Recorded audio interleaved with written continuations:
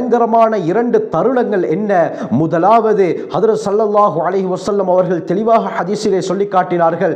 திர்மிதியுடைய 3537வது ரிவாயத், இதே போல முஸ்னத் அஹ்மத்ல 6160வது ரிவாயத்தாக இந்த ஹதீஸ் பதியப்பட்டிருக்கிறது. இமாம் திர்மிதி ரஹ்மத்துல்லாஹி அலைஹி அபுவாபு தஅவாத் என்ற பாடத்துக்கு கீழால் இந்த ஹதீஸை கொண்டு வருகிறார்கள்.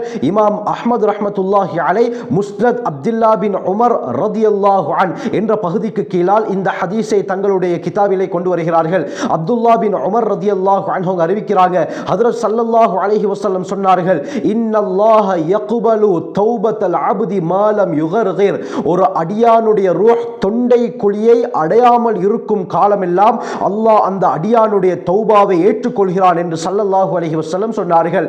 அதாவது அருமையானவர்களே, சக்கராத்துடைய சந்தர்ப்பத்தில் அந்த அடியானுடைய தொண்டை குழிக்கு ரூஹ் வந்துவிட்டால் அதற்கு பிறகு அவன் என்ன தௌபா செய்தாலும் அவனுடைய தௌபா ஏற்றுக்கொள்ளப்பட மாட்டாது.